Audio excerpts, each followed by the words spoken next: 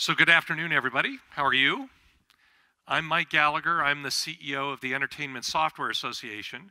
That's the U.S. trade association that is charged with being the voice of the interactive entertainment industry domestically and to our clients and our friends and our members abroad. We have the privilege of extending and protecting the frontiers of the interactive entertainment industry emanating from within the United States. It's really a privilege to be here to talk with Nordic Games and appreciate the opportunity to be here with you. This is one of the creative capitals of our industry, and it's an example to everybody around the world. When you look at what Norway has brought to the industry, we'll talk a little bit about more of that in a minute, it's just this enormous engine of creativity, this notion that anything can be done and that it can be done when it comes here from the Nordic region. And what you could say for me, what I am from the United States perspective, is I'm an advocate for the interactive entertainment medium, and that really means is that I'm an advocate for all the great genius that's made from the artistry here in Sweden. But then I'd say continuing to be made from here in Sweden. Sweden has a very deep history of elevating entertainment for us all around the globe. Now, when we look beyond Sweden, the Nordic region itself is a critical driver of innovation.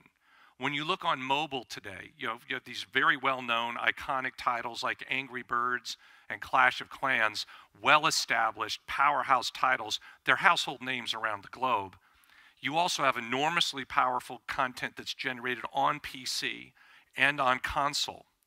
What is done here, what's created here, encourages up-and-coming video game growth capitals around the world, including in Canada, in South Africa, and even in the United States. Companies like Ubisoft, Electronic Arts, Activision Blizzard, and Microsoft invest billions here. They invest billions in the people that are here, and all of you that are here to make the great entertainment experiences that we'll see coming forward. And that's why I'm delighted to be here with you, to not only share with you a perspective from the U.S. Trade Association perspective, what are the challenges we see today, what are the opportunities, but also to answer your questions. I'm intending to end my remarks allowing sufficient time for Q&A, so if you could think about those things as I'm delivering these remarks, we'll take time to answer those questions when we're done.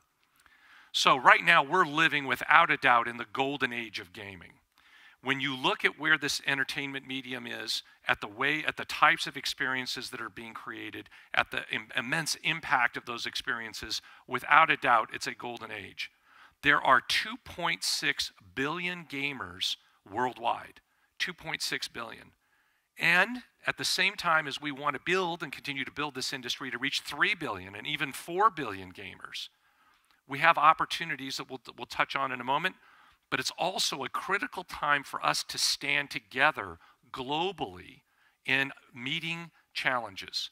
None of what you do is easy. It looks that way from the outside. Certainly the consumer engagement's high, but it's critical that we stay together, we speak together, we lead together on issues that we confront on a global basis.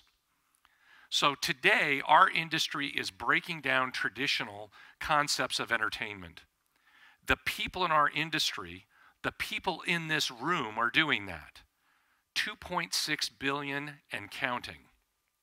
And now, for that, we're also seeing remarkable heights and breaking records. The media just reported last week that Grand Theft Auto 5 has sold 90 million units and grossed over $6 billion US in revenue. That's a staggering figure. When you compare that to all 6 Lord of the Rings movies, which total $5 billion, it's just a remarkable accomplishment.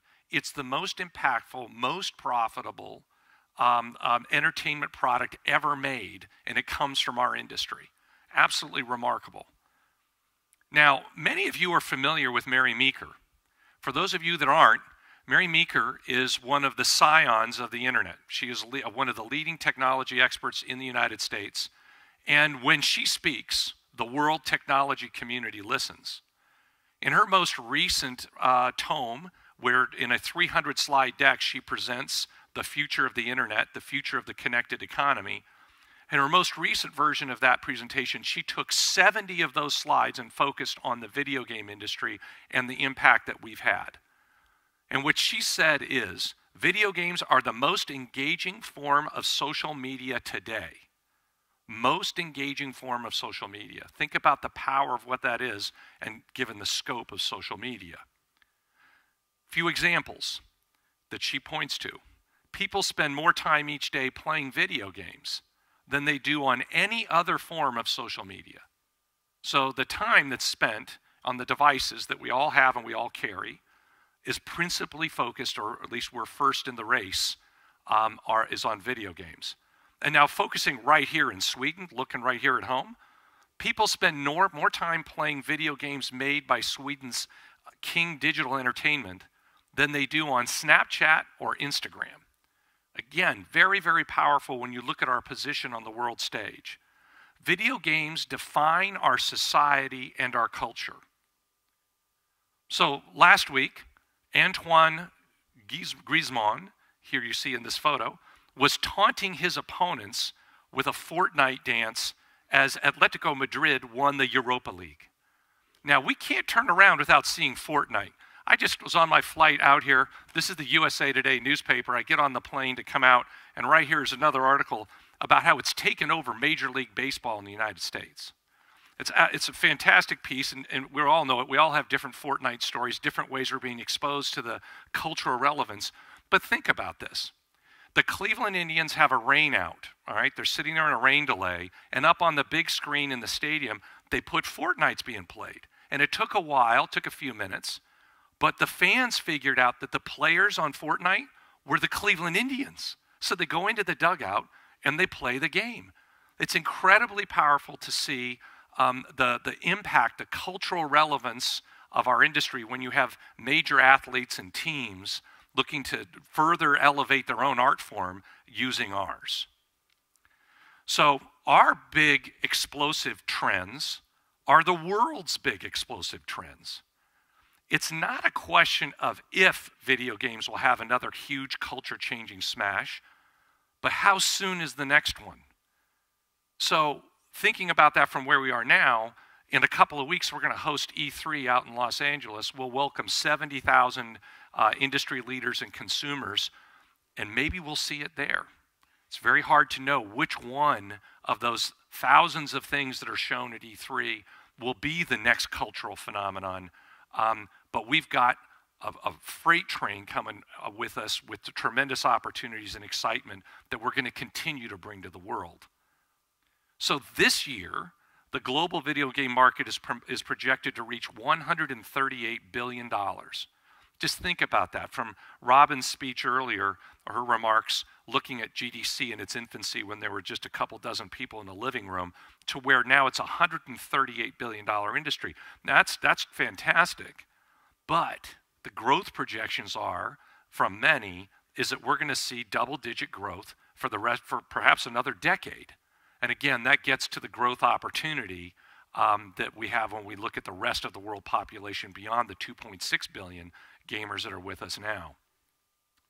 So game engines are running video games on billions of mobile devices worldwide. Billions.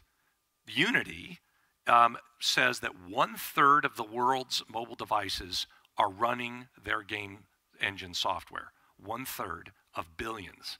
Think of the power that's behind that. And when you look at revenue, and the revenue that drives the growth that drives the investment that drives continued expansion and innovation and new form factors and new capabilities and building out networks, it's really, really important when you think about mobile. This is the way I think about it. I came from the wireless industry about 13 years ago into this industry, is the power that's driving that, the money that's driving it, is video games. And you look at the statistics that behind me here. When you have 75% of the revenue in Apple's App Store is coming from video games. And in Google, it's even higher. In Google Play, it's 90%. Now, what's the impact of that revenue? Look at the light speed adoption of of smartphones relative to other forms of telecommunications technologies. You look at the slope of these lines, even the internet, color TV, all of those, each one built on the previous one when it came to speed. You come to smartphones, that curve gets very, very steep. And what is connecting the dots along that line on the curve? It's different releases coming from our industry.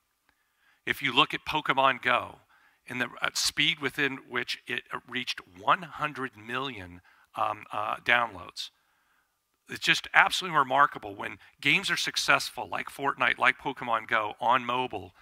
Not only are the revenue numbers terrific, and that's wonderful because it drives investment, it makes this conference possible, gives everyone in this room economic opportunity, but it drives engagement on a global scale in a massive way, and it does it really fast. Really fast.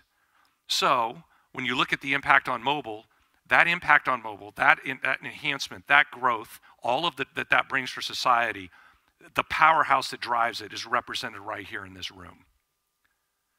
So if you think about it, you've got this fantastic statistics I've laid out with you with all this growth and opportunity. You've got athletes that are mimicking dances in Fortnite. You've got all this cultural relevance. This should be a pretty carefree time in the industry. But as all of you know, it's not that simple. Making games, building these worlds, developing methods of monetizing these experiences, this is not easy. And it's very risky. It's a high wire act, requires a lot of experience and a lot of investment. And now what makes it even more difficult is that when one country has an issue, all of us do. There's no such thing as an isolated game experience or game consequence because it's a digital, connected, global world that we are facing. So whenever you have innovation, massive consumer engagement, and you have things like cultural relevance and economic impact, when you have those things come together, the interests of policymakers come very close behind. And it's a natural thing. If you look at any other technology, look at anything that becomes ubiquitous in our society, becomes something that everybody is talking about, that influences how you think, and we heard Robin talk about that earlier. When you have that type of power, then government comes alongside and says, we're going to pay more close attention, and it has consequences in a legal and regulatory manner.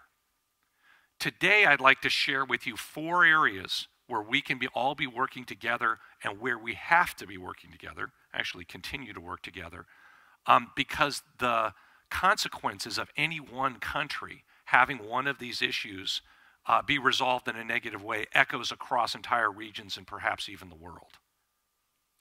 First, we have to work together to educate and inform elected officials, the media, and parents about the facts around video games and this so-called link to real-world violence.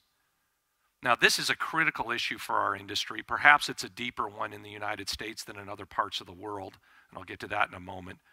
But it's been around since the beginning of our industry on a mass consumer adoption, so over 30 years we've been dealing with this. When our artistic medium was in its infancy, there really wasn't any research for us to turn to say whether games had this impact or did not. But after decades of reality, after decades of research and studies, it's absolutely clear that our industry and the industry that you are in has no connection to real-world violence. Study after study after study has refuted any causal link between the fantasy violence in video games and the real-world violence that we see play out around the world, or more specifically in the United States. Think about this. In the United States in 2017, Americans spent $36 billion in our industry. We play the same video games as everyone else around the world and those that are made in this room. We play the same we play the same type of games to the same degree as everyone else around in the world. But as you see in this chart, the incidence of gun violence and homicides in the United States is grossly disproportionate to our fellow countries around the world who are very, very similar to us when it comes to consuming this entertainment. It's very, very clear to me, and I'm not an anthropologist, I'm not a sociologist, that there is a very different reason than video games that causes these incidences of gun violence in the United States. Now, this was the exact message that, with other industry leaders, I delivered to the president in a meeting with him that you may have heard about 6 weeks ago. There were 3 members of Congress present in that meeting, the president, numerous members of his staff, 4 industry leaders, including myself. And what we did is we explained the facts to the president and to those that were in the room. And the facts are very compelling. And really, they go back to a 2011 United States Supreme Court decision, which we were the lead party on, where the court concluded, in its conclusion, that all of the studies that purport a linkage between fantasy violence in video games and real-world violence are without merit. And on top of that, we have 228 other academics and medical professionals that have come forward and participated in numerous other studies that have disproven that connection. And that's the world where we are right now. So when we have policymakers or media leaders or thought leaders that make this connection, we have to work together to make sure we set them straight on the facts. And for that, I just would like to compliment the Swedish games industry here in Sweden. Per, you're here, thank you for being here, for their leadership here in Sweden. Because trade associations are the voices where we come together to speak the truth about our industry to others around the world. And ESA has a very strong track record of collaborating very closely with our colleagues around the world, and again, want to compliment Swedish games industry for their leadership. Second issue, which you no doubt have all heard about starting last December, is that the World Health Organization is now weighing in on video games. The World Health Organization is proposing classifying gaming disorder as an addiction and serious health condition in its international classification of diseases. Now, what does that really mean? What that means is this.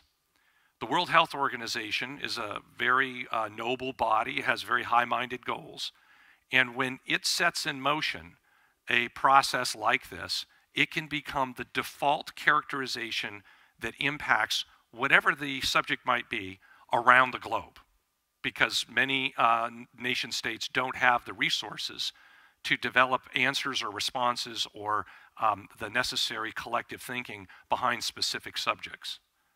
So in this case, what they've done is they took the definition of gambling disorder, literally which is another one of their characteristics.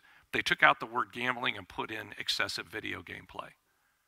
Now, that doesn't make any sense on a number of levels.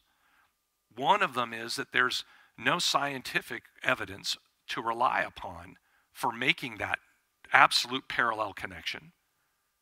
The second is that there's substantial discord within the academic and the medical communities about it. So with ISFI, which is our counterpart here in Europe, and associations from South Africa, Brazil, South Korea, Canada, and Australia, my team was in Geneva just yesterday to explain this to the World Health Assembly where they gathered. And this is a problem for gamers who suffer from mental disorders or do play games excessively, but it's also a problem for those that don't. And here's why. The lack of objective evidence will result in false and misleading diagnoses. Now, the power of this is, look, if they create this thing, if they create this new classification, what it says is the inquiry as a medical professional could stop simply at the point that they're playing excessively playing video games. What academic after academic has said, and then the American Psychiatric Association in the US has pointed out, is that you can miss the point. You misdiagnose that patient. You're actually not at the root cause of their challenge or their problem, Instead, you're focusing on the symptoms or where it's manifested, which is just simply in playing video games. And you do a disservice to that person. And we all agree, ESA does, certainly the people in this room do, if someone has a mental disorder, they should get treatment for it, and they should be diagnosed properly. And we should not want them to be misdiagnosed, right? And that's really, really important, and that's a key part of the discussion that we carried on in Geneva. Now, secondly, we have gamers, we have the impact on those gamers that do not have any mental disorder, the rest of the 2.6 billion. And what's the impact there? Well, if you stigmatize video games that they're akin to gambling or alcohol or tobacco, that has a strong impact on the pastime that they enjoy, which is not deserved. It has nothing to do with the reality of very healthy, exciting gameplay and the social activity that we've seen throughout the discussions here at Nordic Games. It has no connection to the truth for them. That's wrong. Okay, now in addition, to look at the impact on kids. Right now we have a very vibrant system and that runs internationally through a variety of different forums of educating kids about how to use digital technologies responsibly and correctly. That's done because games are a normal, healthy thing that we all do.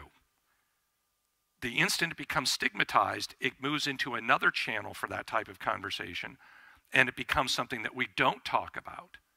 And the vehicle that kids are using to experience the digital world, the portal that they actually view it through, we're not going to be able to talk to them about that anymore, or it's going to be done in a very reduced or more stilted way. And that's also a bad path to take. Now, the opportunity here for us is that the World Health Organization isn't going to finalize this classification for a number more months. So working with our international brethren, we are going to continue to educate. We look forward to the continued assistance from your colleagues around the world to make sure we get this right, to make sure they get this right. So if we, let's see, next slide. Okay. So when you move past the World Health Organization, keep moving, thank you. There we go. So the third challenge we all face, monetization tools and business models. This is something our industry is really, really good at. It's one of the hallmarks of our success is how do we engage consumers and build a business model around our products that's dynamic, exciting, and at the end of the day profitable, but it's done in a way where the gamers are pleased with how we interact with them. And we have a lot of imagination and a lot of motivation and a lot of innovation from within our industry on how to do this. And it's driven the success of things like you see with the charts I've shown before about our growth trajectory to being a $138 billion industry and the success of games like Grand Theft Auto 5. You have all of this innovation that's happening. That's the story of our industry. But today, one particular business model, loot boxes, has come under intense scrutiny. And it's come under that scrutiny because of these other forces I've shared with you. Intense cultural engagement, relevance, the economic connection, all of these forces, when you align them together, lead to the interests of government. Now, the challenges here, all right, is they seek to classify loot boxes or in-game transactions as gambling and then regulate it. Now, that regulation, that challenges our industry's freedom to innovate, and it impairs our ability to continuously test new business models, which drive creativity and engagement with our audience. That's what they do. And what they don't understand, those that would seek to regulate us in this way, is that these mechanisms and tools within games have been around for a long time in our industry. And they provide optional ways for gamers to play through the game or to collect items. Gamers can play and enjoy a full video game without ever having to interact with these elements in games. Now, most importantly, these in-game transactions are not gambling. Video games never take money from a game player and leave them with nothing. They never do. Players always receive an in-game feature that aids in customizing their experience, always. That's very different when you look at the definitions of gambling throughout the world and how this is done and how it's regulated in places like Las Vegas in the US. It's quite different than what the mechanism is with loot boxes or in-game transactions in games. That conclusion's been reached. In other words, that this is not gambling. This game mechanic is not gambling by the Entertainment Software Rating Board in the United States, by New Zealand's Gambling Authority, and by the UK's Gambling Authority. Now, there are other views, okay, those from Belgium and Netherlands that we are that just were recently released, and this is the point about how global this challenge is that will need to be addressed. But it's, in our opinion, in the United States, it's up to you to choose your business model of how you're going to interact with your consumer market. And the best thing for that relationship is something you're going to know right away. Why? Because you are getting instantaneous feedback from your market. The consumer is telling you whether something is right or wrong by their participation. And those that get it right will be rewarded, and those that don't won't. So when we look at where that leaves us, our role is to make sure that we educate leaders and policymakers about the ratings and parental tools that are available so they know what the in-game elements are and can responsibly participate in those or not, as they may elect. But we have to educate those leaders so that they're quite familiar with how our industry, between the market regulation that we face, which is instantaneous. Consumers and gamers speak loudly, clearly, and in large numbers, and they speak quickly. It's also facilitated by tools like ratings, and in particular, the International Age Rating Coalition. So this is the fourth item where we'll definitely be working together or continuing to work together. So the International Age Rating Coalition is a coalition of the leading 6 rating authorities around the world to come up with a digital, friction-free way to rate games one time for international distribution. And to date, as you can see, we have assigned more than 5 million ratings to different apps and to games, and service regions that are representing 1.5 billion gamers. So what the International Age Rating Coalition does is it's developed an algorithm that when you come in and you fill in the survey and complete the survey about what's in your game, what are the elements present in your game, you're given a rating in territories all around the world. And there's a default rating that's used generic for those territories that aren't participating beyond the 6 that you see here. So if you think about this from what's the impact of the ratings are what undergird and provide the foundation for a market. So if joining a trade association and being part of that gives voice to an industry, it's things like IARC and engagement on tools like that that are clearly successful that give it resonance. So IARC and the parental tools and video game hardware, they represent our industry's commitment to children and to getting it right with policymakers. We do this ourselves, we do it proactively, we do it voluntarily because we know it's how we're going to grow our market responsibly. So 2/3 of Americans play, according to the most recent data from ESA, which we published just about a month ago, 2/3 of American parents play video games with their kids once a week. And you go, all right, that's an interesting statistic, 2/3 of parents. But why do they do it? The number one reason is it's fun. Second thing that's interesting about that is those parents, they play video games on their own too. Over half of the parents out there play on their own. So people of all ages, all genders, all nationalities, they're gamers. They're 2.6 billion strong. if we come together on a worldwide, global basis to deal with the issues our industry faces, nothing will stop us from reaching 3 billion or even 4 billion gamers. That's the world that we see when we look ahead.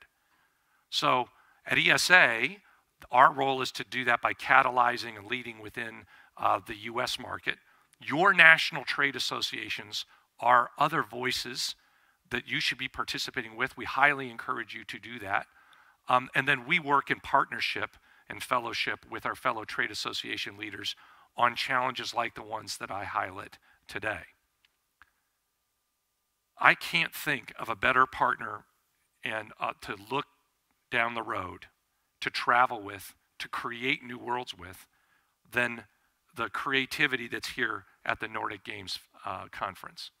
When you look at the region, when you look at the power of the content that's created, look at the dynamism, look at the success, we couldn't have a better partner in how to proceed and look ahead and drive that future to extend that frontier than those of you that are in this room and at this conference.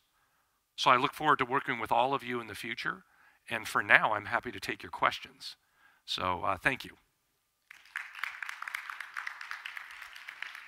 And there is a microphone, I think, is there? Yes. We have a question here. Hello, Per Strömbäck from the Swedish games industry, and thanks for the nice words about us. You have made several points about the global nature of our industry, and I would like to add one more, and that is Nordic developers opening shop in other places, maybe particularly in the United States. Swedish game developers have opened in New York and Los Angeles. There's more coming. How can we strengthen that bond? It's on the developer level of the business. What are the opportunities, and how can we work together to make more of that? That's a great question, because this truly is a global industry. When you think about it, my board of directors has Ubisoft sits on the board, so a French company, several Japanese companies, which we're very familiar with. Nexon's on the board, so we have a Japanese headquartered company or publicly traded company that operates in South Korea, has its origins there with a US CEO. More and more, what you're seeing is the industry is taking a global perspective, and it's not just regional or within one country. And so what can we do to better grow those relationships? I think one is make sure that we're going to each other's conferences like these. I think it's the dialogue that's in this room, the dialogue that happens here is important, because you have people, several of the speakers are from the US and they're here, but you also have other industry leaders that are present. And so you have this cross-fertilization that occurs. But it happens at GDC, it happens at E3 in a couple of weeks. That's an international conference. Just to give you an idea on E3, on the international element we drove 95 billion media impressions out of E3 last year. 95 billion. There's only 7.5 billion people in the world. Only about 5 billion have internet access. It's an international show, right? And that's why you come and our fellow trade association heads come, is because it sends messages out, and they're designed to echo around the world. So that's another one. GDC is another. DICE has a pretty good, which is in February in Las Vegas, has a number of international attendees. And then when you look at the calendar with Gamescom, and then also out to Tokyo Game Show, there's an opportunity for us to continue the dialogue at an in-person level. But the rest of it's very much done online and building on those personal relationships that we make in those conferences. But I think that our industry is really good at building communities that are global and being international. The imperative to do that on an economic level is becoming quite clear. And then as a matter of doing it on a creative level, that's been happening for some time, and it's accelerating. We see the cultural value of having studios and game development and expertise around the globe, because that's where the industry's headed, so that's how we have to design and build ourselves. And it really presents a challenge for trade associations that were designed and built to be regional in nature, to say we represent an industry only within these geographic or political boundaries. And then we're tasked more and more by our members to say, you have to see things globally, you have to work together, you have to speak with one voice. And we're becoming much, much better at that. We thrive and we do our best work when we do that well. Another question, we have a hand here. Yeah, so just a little thing about the loot box issue. I mean, you said, you know, UK, US define gambling one way, you've got Netherlands and Belgium defining it another. I mean, it's, you know, it's two each there, right? So you made a point about education. I mean, I think the issue is... New Zealand, that's 3. New Zealand, sorry, 3-2. Okay, fair enough. I'm a football fan, so I get that. Yeah, but I think the thing is, wouldn't it be more expedient for the industry to refine its practices to suit the people that define gambling in the most narrow, in the terms that lead to regulation, that lead to these kind of legal stances, rather than the UK, which is quite laissez-faire about that stuff. The UK is not going to be in Europe soon, and we used to have a very important voice. I mean, EU-wide legislation could be a big issue, like GDPR or something. So shouldn't the industry really be thinking about regulating itself in the direction of causing itself the least problems going forward? I would say yes to the answer to the question, and then point to the changes that were made to the rating system, starting with the ESRB in the US, but then mirrored as appropriate by ratings authorities around the world. And those were done relatively quickly by ratings history standards. The controversy erupted in November, and by April 1, we had implemented significant changes to the rating system in the US that were designed to do exactly, or address the challenge exactly that you present, which is, what are we proactively doing on our own as an industry to respond, and the things that were most important, especially when it comes to parents. And when we survey parents, they're, like in the US, we've actually looked at this with some degree of care, is parents are most concerned about children being able to spend money within a game. All right, it used to be games were an isolated experience, they were closed, all of the risks and all the things were in an enclosed environment. We developed descriptors. It was our industry that developed descriptors. The movie industry has since followed us, but we could define what was on the disc. That helped respond to parents' concerns at that time.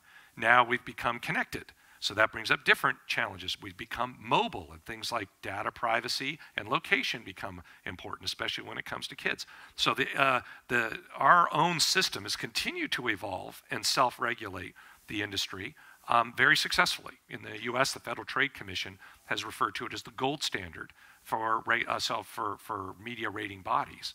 So throughout the world, what the ESRB did is created an element that says in-game purchases, put how that's going to be displayed very, very clearly to the consumer, and then referred that so that parents know what they need to know when they buy it. So far in the US, that's addressed the concern, because really in the US it's clear it's not gambling because of 2 reasons. I mean, when you look at these other decisions, we can't go to the lowest common denominator of government around the world, and they make that the standard that the rest of the world has to live by, and cap and limit the trajectory of the industry. That's not the best approach. Instead, we believe it's best to be clear about the facts and make sure those carry the day around the world, so we drive an outcome that best extends the frontiers and looks after the interest of gamers. So in the US, this is pretty clear. It's not gambling. It's for more than just the reason I put here. The other one is it's not converted to value in the real world. If it only exists in the digital world, that's the other component that many of these definitions look at. If it only exists in the digital space, then it's not something in the real world, then it's also not gambling. There's not an exit path to turn that into something outside the game. Well, we have both of those present predominantly for loot boxes or in-game transactions around this industry. So going to the 1 or 2 isolated overreactions, seeing how those overreactions play to 1 or 2 governments, and then making that the standard, and then doing that industry-wide, that's not something that's going to be productive for the industry or the gamer. So we're looking at doing this in a way, let's inform first, continue to self-regulate, and move ahead that way. It's worked great for us for the last 20 years. That's the prescription we should use going forward. So that's the thinking behind that. And if there's additional things that we would need to do, of course, we would look at those over the course of time. But right now, we're finding success with it in the US. And look, it's only been since April since we've implemented the change. We should give it a chance and see how it plays out. Other question? Up here. Got another one. I have one Oh, wait, no, the back here. Is there one back here? There's one in the back, yeah. Okay. We'll come back, Per. So thank you so much for your good presentation. I'm Jari-Pekka Kaleva from the European Games Developer Federation. And I completely agree that the challenges you underlined are very important for the industry. But if we think from the wider perspective, it's quite clear that the days of the wild web are getting over. There is data protection regulation going, well, GDPR enters into force in Europe tomorrow. COPPA is going to different direction. Russia is building up its own rules. There's a China with completely different set of rules. Same is starting to happen with the consumer protection approaches, how to inform players about games. Then there is taxation policy, new VAT models with a little bit different rules emerging. So globally, things are fragmenting. And at the same time, the free movement of game developers is getting more and more difficult. There are problems of game developers having access to the United States sometimes. There is a problems of game developers having access to Europe. So these kind of traditional barriers are rising at the same time. And so what is your vision? How can we secure that this kind of global markets continue to exist with as low as possible market access barriers? What we as a trade association should do to secure that this kind of global fragmentation doesn't get out of the hand and there is somehow coherent global framework existing instead of this kind of strictly regulated regional markets where it's very difficult to operate through the platforms that have made our game industry so great and quickly growing? So another very good question, and I would say I'll give you three things that I believe are very powerful about how our industry will address that challenge, and then tie it back to a different job I had in the years past. The three things I think that drive our industry where we will be more successful than everyone else in the technology space is that we are a creative industry. The creative capacity that we have is enormously powerful when it comes to engagement, which we've seen through the statistics and the numbers I've shown you. It's what drives the curiosity, the attraction to everything that we do. The second is technology. The continued march of technology will break down those barriers that you describe.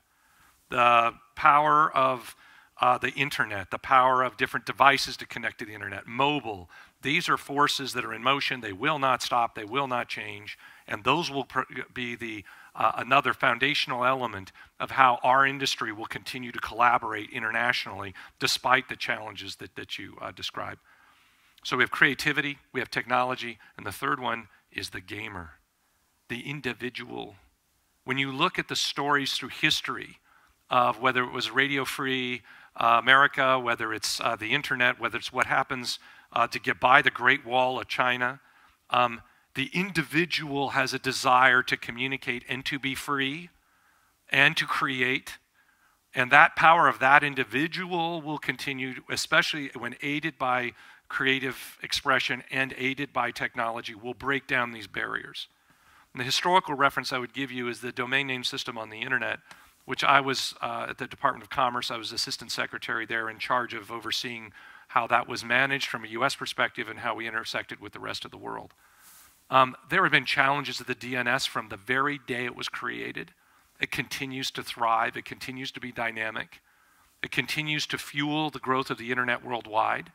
It's a tool that's had many different manifestations, and it's changing and morphing as we're standing here right now. That type of evolution is what we have in the road ahead. It's what we will all confront. But the unique advantage we have as an industry is the gamer. And then secondarily is our march on technology, which will continue to put us at the forefront of being able to connect worldwide. So with that, I'm told that my time is up. I thank you again for the opportunity to be here. I hope you all have a great conference. Thank you.